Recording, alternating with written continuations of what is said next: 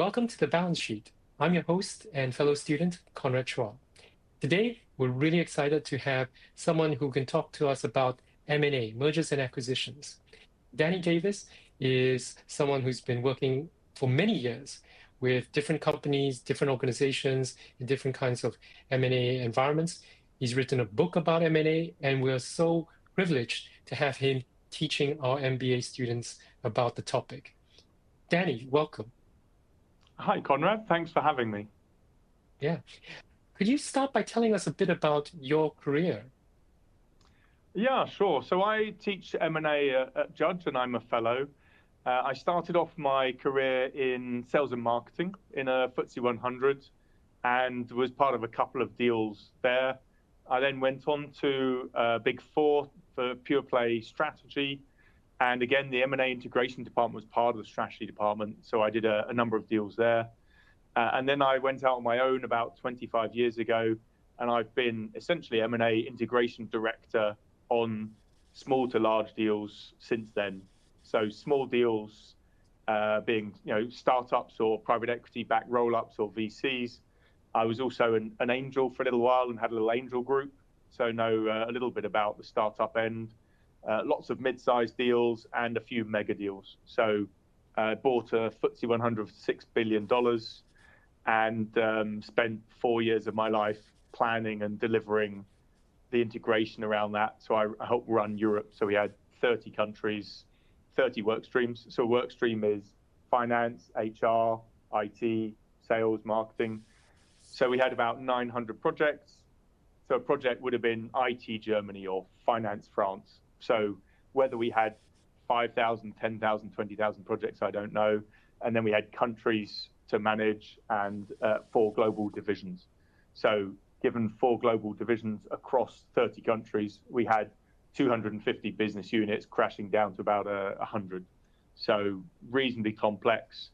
But all the principles around M&A are similar. You need to understand the ideas and the principles across all size companies and all jurisdictions. In addition to that, I was CFO of a listed company. So on a good day, I can count to 3. And I was part of a $500 million spend HR transformation. So obviously, people and HR are quite important parts of this sort of stuff. So some people start to discuss culture when it comes to M&A. So you've taught the M&A class here at CJBS. Who do you think, in terms of student profiles, backgrounds, and interests, should be looking at taking that kind of class? So I'm a little biased. I think M&A is brilliant and wonderful and really interesting and exciting. So, I'm going to espouse M&A is great. But I believe that everybody will be involved with M&A at some point during their life. M&A covers corporate organizations, charities, and government. So whilst I sat on the board of a charity, whilst we didn't call it M&A, we call it a merger. We merged with another charity. Certainly, government organizations do reorganize departments and have mergers. And obviously, the classic, what everybody thinks of is corporates or organizations buying or selling companies or divisions. So you've got the M&A and the carve out, so the buy and the sell. And so I believe if you're going into some sort of startup at some point during your career, you'll want to exit, which is M&A, or you'll be part of a company or corporate which will do some sort of buy or sell. You will be sold as a company or bought. Certainly, I've worked for VCs where we bought other VCs. Or you might go into consulting, management, or investment in some sort of way, working in banks or private equity. And so obviously, again, be involved with M&A or parts of the processes. So whilst I talked about the mergers in charities and government, we don't necessarily call it M&A. If you go into banking, we might be talking about the valuation part, the discounted cash flows. And so whilst there might be M&A, understanding that even some of the people I talk to are in fund management equity only, you're still talking about investing in companies that are doing mergers, and we discuss how does that affect the share price. So my personal belief is that everyone will at some point be involved with M&A, or it will affect them. And so having at least some sort of basic understanding of what's going on is exceedingly useful and helpful for everybody. So you've just defined your total addressable market as the entire class. That's great. And for people watching this live, if you've got any questions, just put them in the Q&A box.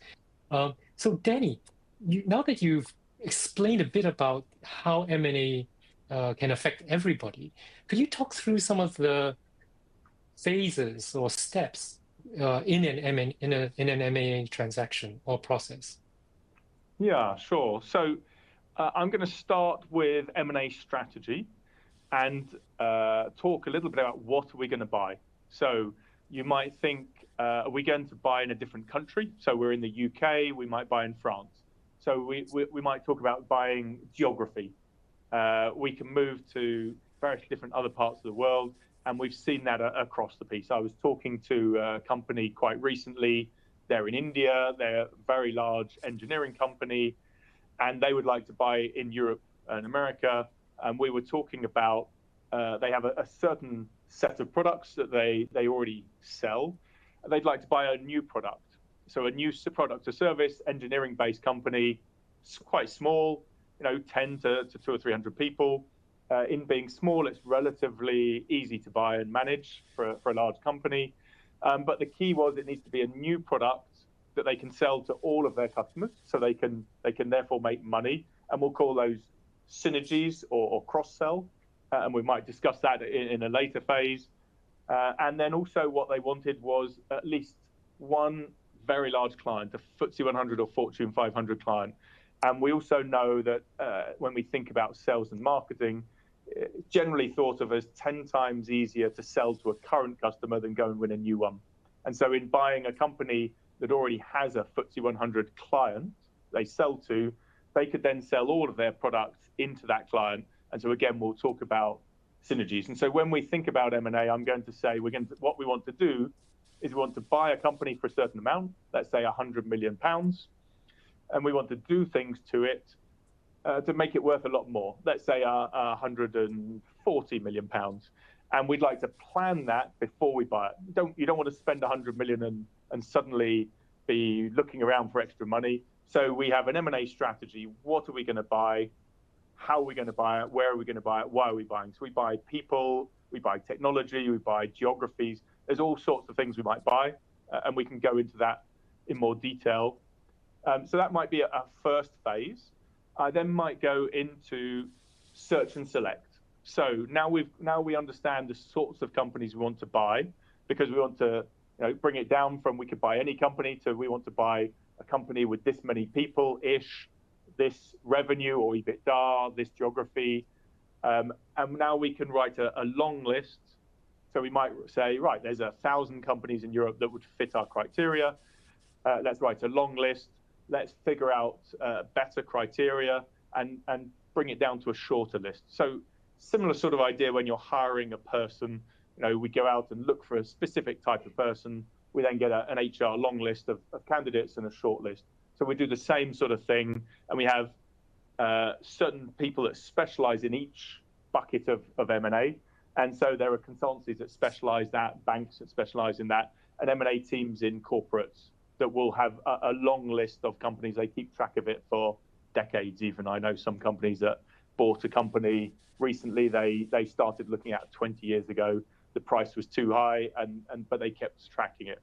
So we've got the search and select. We then have valuation. So we need to understand, if we say we're going to buy a company for $100 million, we need to understand it's worth $100 million. So we need to have some sort of mechanism for valuing the company.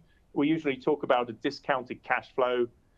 So thinking about the value of our company, the value of theirs, all of the synergies and changes we're going to make that then enable us to create more money, more value. Remembering there's dis-synergies, there's synergies. And so we might create a discounted cash flow, but there's a few other simpler ways to value companies. But we need to figure out that we're paying the right amount. We'll then have some due diligence. So we need to go and check our assumptions. We assume that they have a large customer. Is that true? We need to ask them. We need to check on it. So there's certain due diligence phases.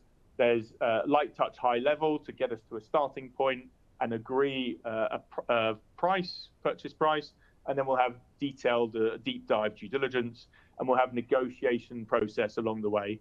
And certainly wouldn't want to think of this as a process that goes from one side to the other, because we need to be thinking of our basic valuation right up front before we start our search and select.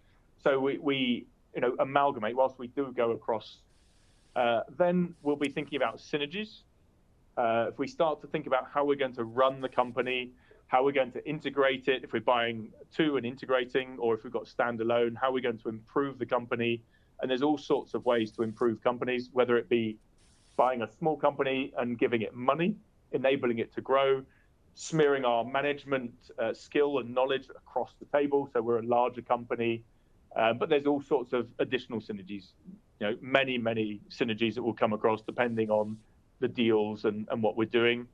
And obviously, whilst I'm talking about those near the end, they come in our valuation, they come right up front in our M&A strategy, because I was talking about them earlier. And so we then got pre-deal integration planning, and then we got post-deal delivery of the integration. And post-deal is where the rubber hits the road. All of our estimations, all of our thinking that we've had before buying the company, we now need to deliver all of that. So delivering all the synergies, delivering all of the changes out to get to ourselves to a successful deal. So Danny, you describe a process where it's a company that starts off thinking that they want to acquire another company. Are there instances where it's a reverse, where a company decides actually it's time to sell or sell part of its business? Is that most definitely. Is the process the same thing as well? Yeah, so it is very similar. Yes, all the principles will be you need to understand. So when we sit down, as a head of M&A for corporate or looking at the strategy of a company, we're looking at potentially, let's say, normal strategy. How do we want to grow over the next 5 years? Let's double in size, pretend. So to double in size, or plenty of companies try to do more, what is core to doing that? What do we need to build to do that? And what do we no longer need? Are there divisions or areas of the company we don't want anymore? We believe we can't run them very well. Someone else could run them better, so we can sell them and make more money than we could owning it. Or do we need money? We just, as we go into recessions, sometimes companies just need more money. We need to sell some bits. It's obviously, a little bit more complex and well thought through than we need to sell some bits. But some companies just need a bit of money, and there's non-strategic, non-core assets or divisions or areas we sell off. And so it's understanding the portfolio of skill sets, products, countries, areas we want to grow and move forward. Where do we see new opportunities of growing markets? And we obviously compare this with building inside. So when we look at our strategy, you can build all of this internally. So you've got new product development, or we can move into a country organically. And so then the discussion is, well, should we build or should we buy? And so there's an interplay there to discuss how quickly do we want to do this. Obviously, M&A would be considered much quicker than building it ourselves, but there's obviously risks with M&A. So some companies get used to and good at building things and want to do it that way, and some companies get good at buying and they become very good at buying, and you can go out and buy companies on the cheap and impose your skills and knowledge and dramatically improve them. And then also you talked about sort of selling your company. So startups need to exit at some point. Generally, they might raise money with VCs and private equity. They'll need to IPO at some point, or generally they get some sort of exit, which is M&A. They're selling their company. And so understanding the exit process is particularly helpful. If you're going to build a company and sell it and you don't have a clue how to sell it, there's certain things you would put in place in setting up and running it and preparing it for sale, and understanding how companies might buy you, what they see as valuable and important will increase your value on exit. So understanding M&A from both sides of the table is particularly useful, especially if we're going to exit as a startup, whether that be growing to 10 people or growing to 1,000 people. So you've talked about both sides of the table. Are there intermediaries who kind of bring those two sides together? Yes. So we have private equities and VCs who will either bring them together within the portfolios or across portfolios. And then there's a whole slew of advisors that help on all these things. So there are lawyers that will help, put the contracts in place and understand. There are consultants who help with the synergies. There are corporate finance houses that help specifically to buy or to sell. So certainly I sit in London. There are experts with deep experience in each particular field. We talked about discounted cash flows and valuation. There are specific people who spend their whole life building those. And when we get into Fortune 500 companies, you start to bump into a discounted cash flow with 30 pages. It's ridiculously complicated. And when you say, right, I want this explained to me, someone pops up and flies over from America for 2 or 3 days to sit down and just take you through all the assumptions. All the assumptions need to be thought through and delivered. And I see spreadsheets with version 41 on. So there's a bit of sensitivity analysis in thinking about how we move through this. So there are lots and lots of experts, and part of this, I'm going to call it a game. It's not a game, but if we think of game theory, there's a whole slew of people in your game. If you are going to sell a company to me, then it's not just you and me. There's a whole slew of different people, advisors, people who've lent money, in the form of bonds or shares. So we've got investors, and we need to take into account all of the different people in the game. We might call them stakeholders, but just understanding what each set of people is trying to do. And if you go into the game, regularly see people trying to exit their startups. They've never sold a company before. And if everybody around the table knows what they're doing and you don't, my grandfather played poker and was second in the World Poker Championships many decades ago. And as a family, we used to play poker every week. And when I remember being a kid, my grandfather said, you look around the table and you look for the pigeon. The pigeon is the person who's going to lose all their money.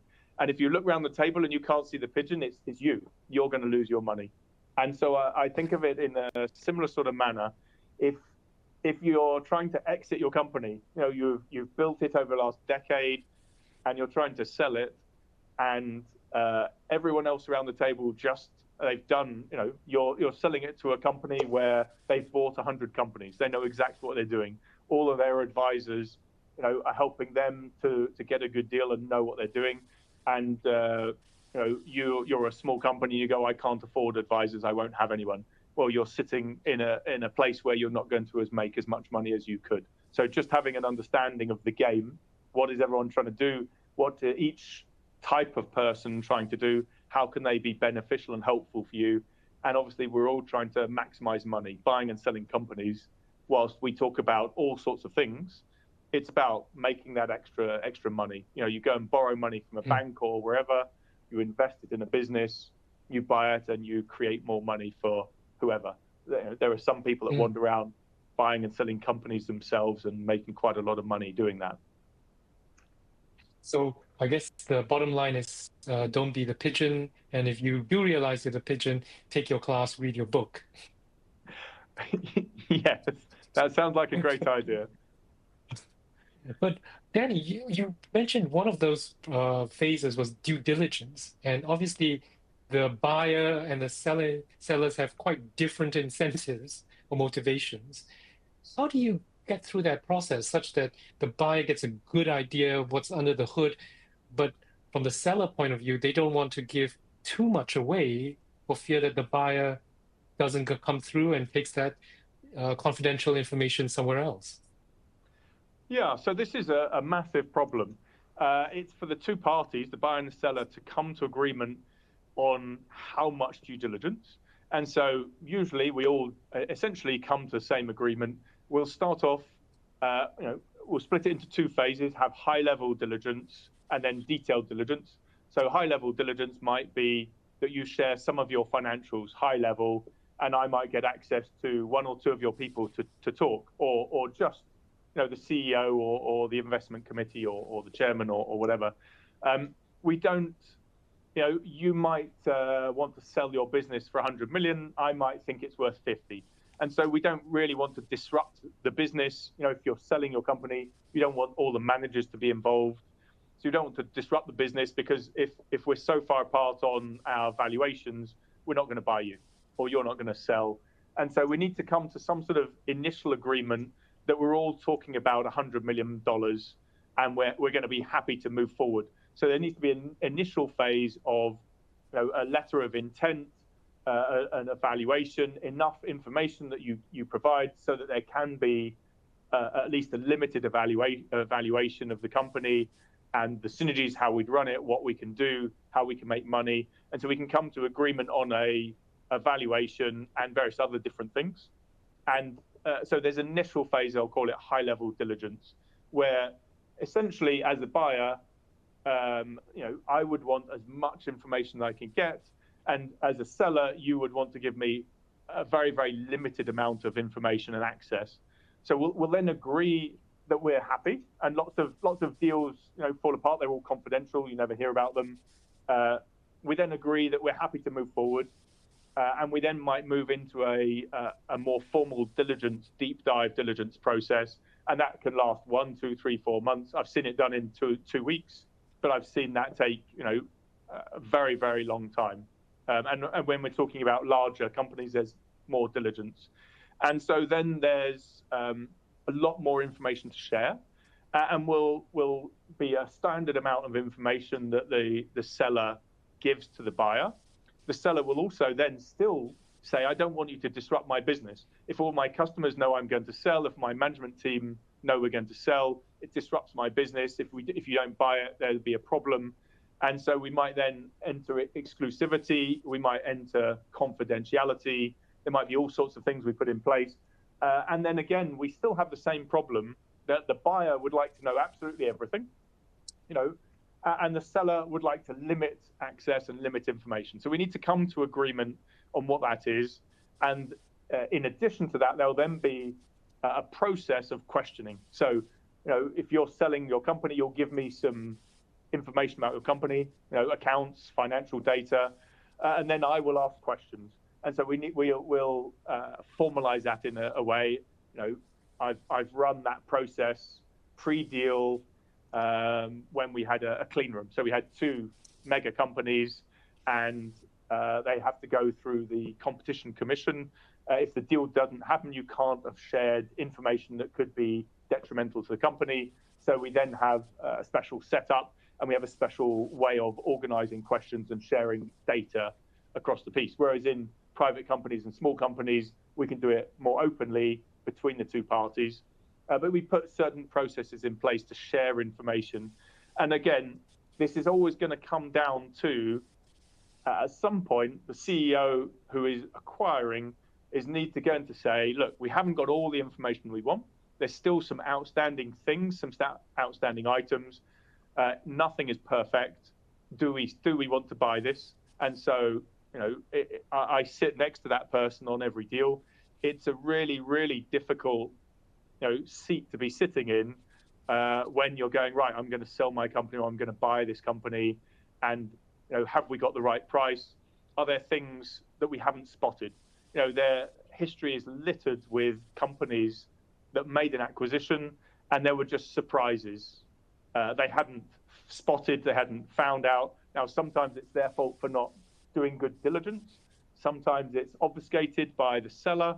There are mistakes, and the larger the company we have, the larger mistakes, and you can lose a lot of money making a poor investment or a poor acquisition. And so this is a really important part. I mean, every part of the M&A process, if you mess it up, potentially you're heading towards a problem. And so this is one of those areas.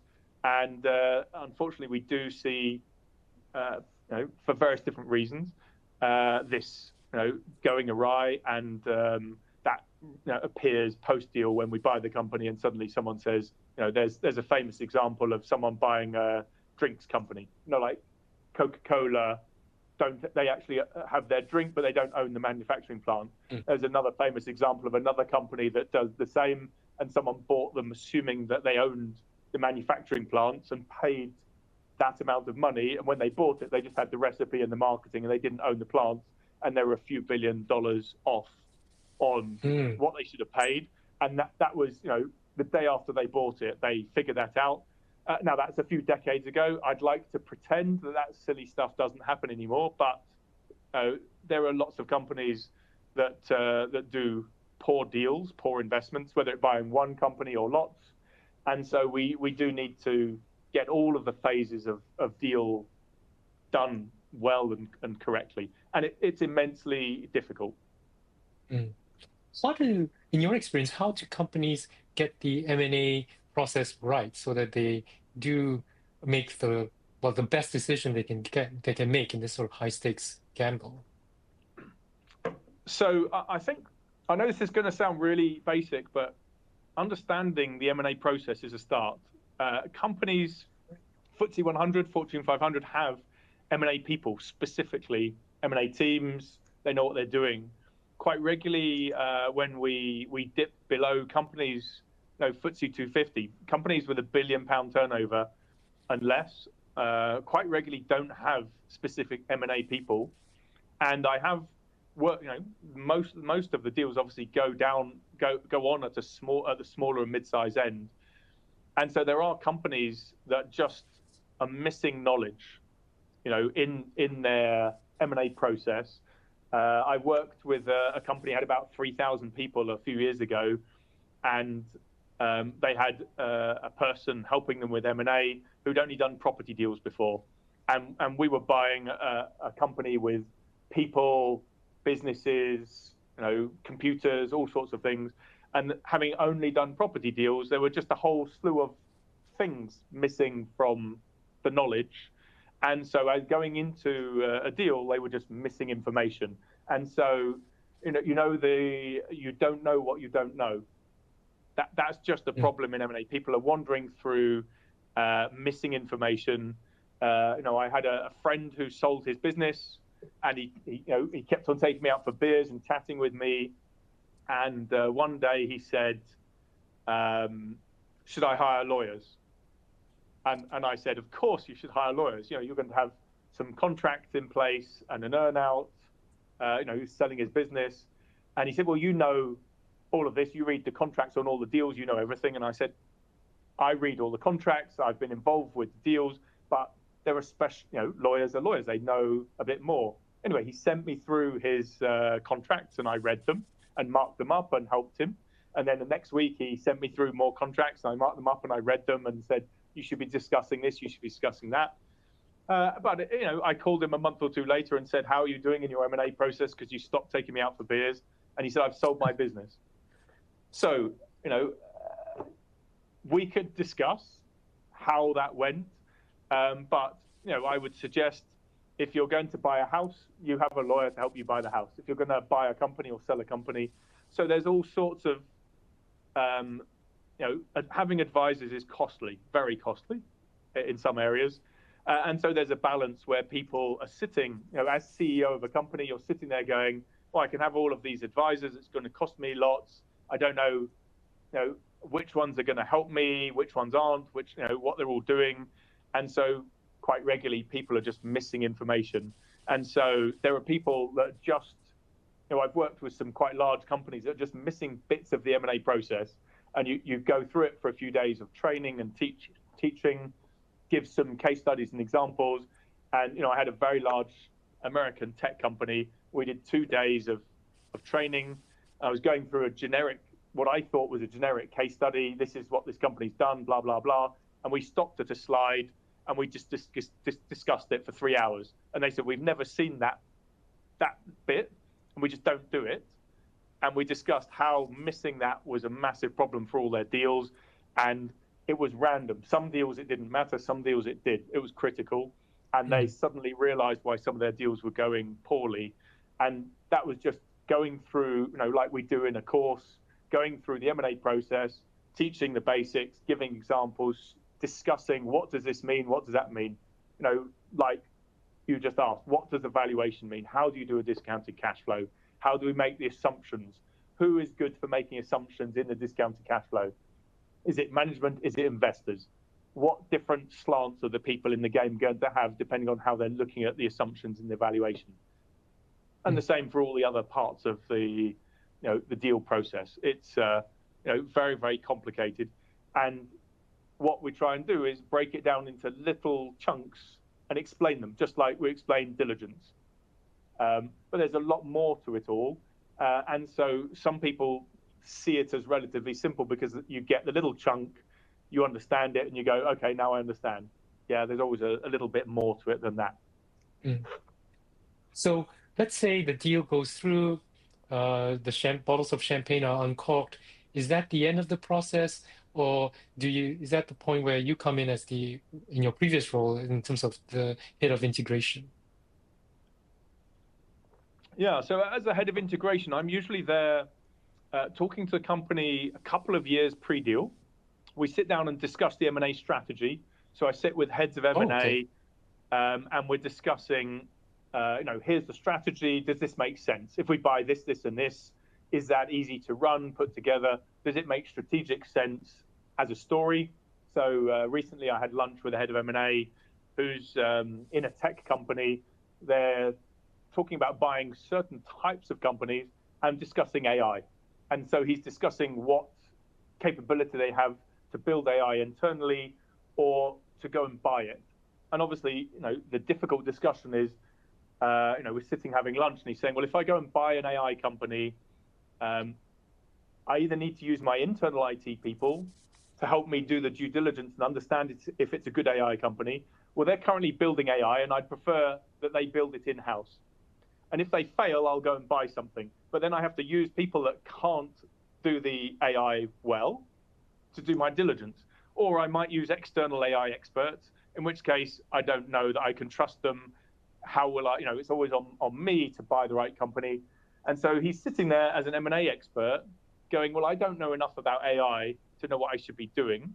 And, AI might be commoditized. And, well, what sort of AI we're discussing here? And says, well, I don't know. That's the problem. So we're discussing what M&A strategy will he take over the next 5 years and how to word that so that his CEO and board would be happy with what he's doing. Essentially, what he's saying is, I'd like to sit on my hands for a little while because I don't know what I'm doing. And I don't want to waste money buying companies. I'm happy buying all of these types of companies because they fit our strategy and move forward. There's lots of pressure to be doing something in AI. And the discussion is, well, how are we going to use AI to increase our value? Everyone else is doing it. And where he was sitting. So there's that discussion a few years pre-deal, around M&A strategy, which we were having earlier. We might then talk about the synergies. So if we're thinking post-deal, how are we going to put the companies together and run them? We're talking about the synergies.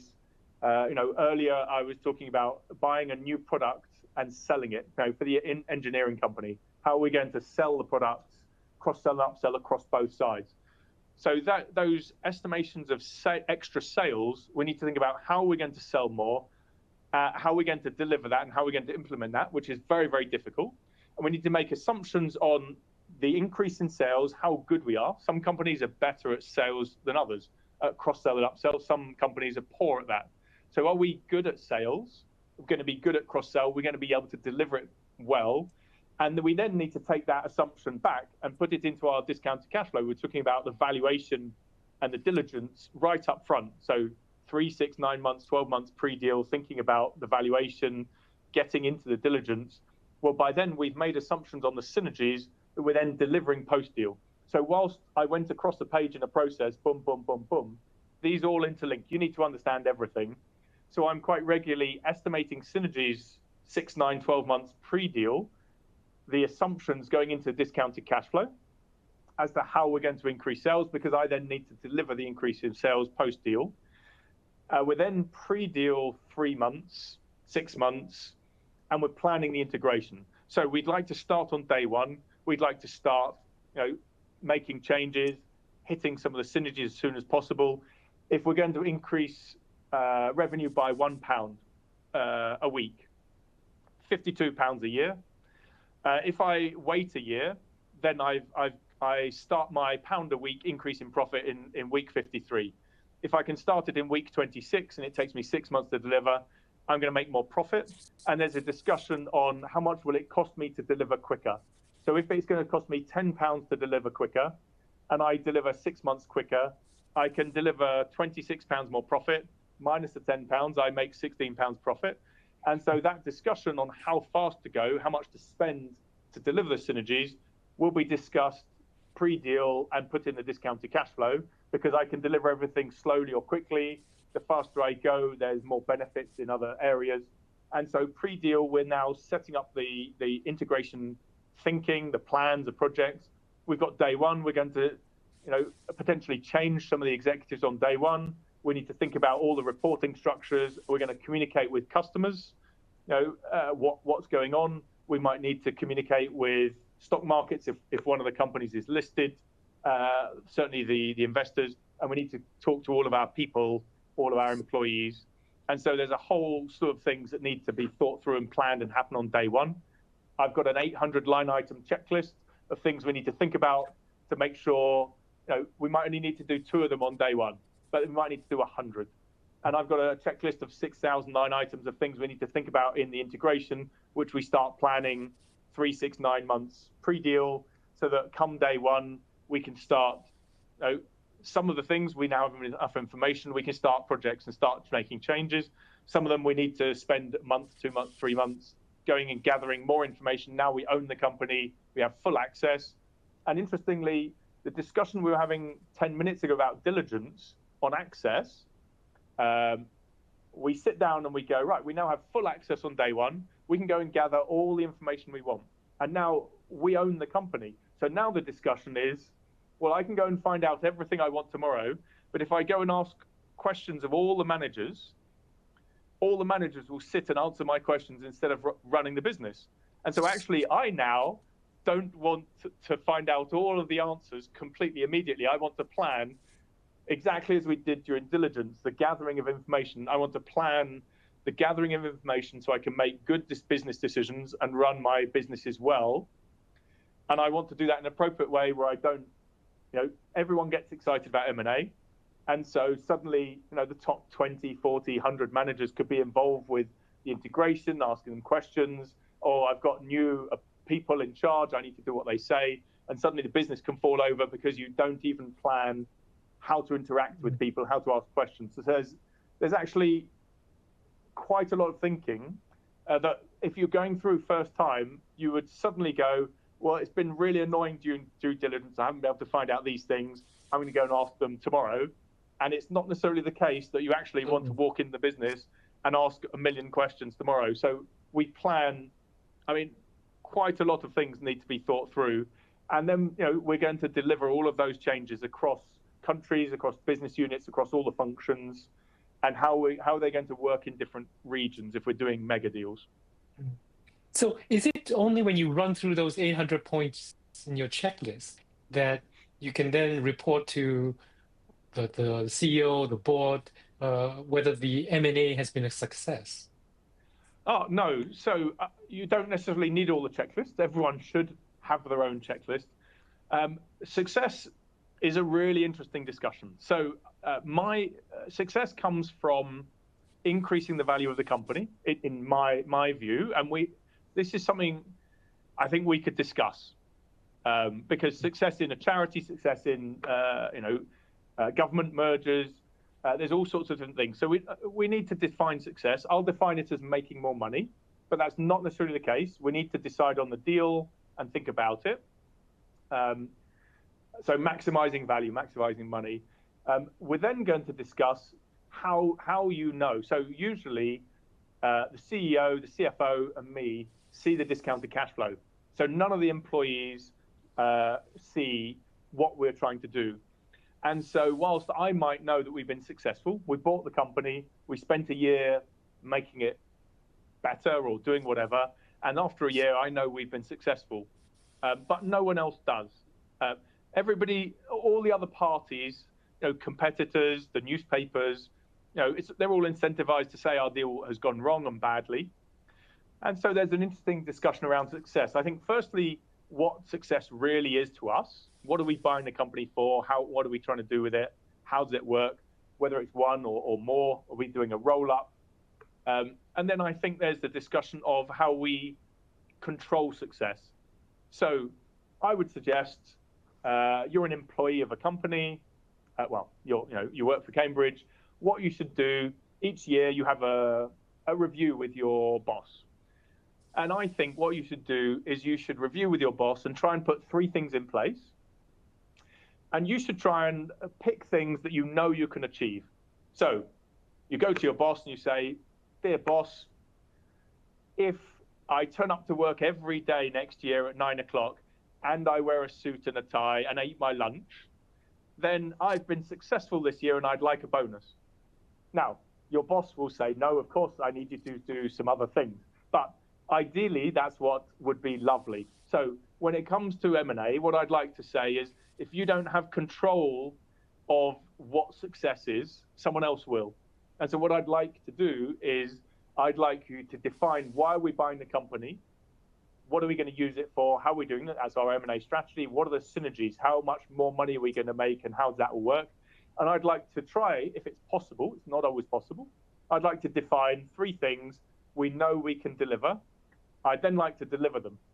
And so if we start to think about our communications, if we're listed, we'll buy the company to do X, Y, and Z. The CFO gets to stand up end of month 3 and wave a little flag to the stock market and go, we are planning to do X, Y, and Z. We've already halfway through X. 6 months later, now we've done X, we're halfway through Y, and we're 3/4 way through Z. Okay, we're now a year and a half post deal. We've successfully done X, Y, and Z. We're absolutely amazing. We've made the money we thought. This was a brilliant deal. We're brilliant. Please give us all bonuses. And we're now going to buy another company. Or we're now proven we're great at M&A. We're going to buy 5. We're going to do this, this, and this. And you're off to the races. And it's gaining control of the narrative of what success is will be intrinsically interlinked with what success really is. But it depends who your investors are, what they're trying to get. Are you owned by?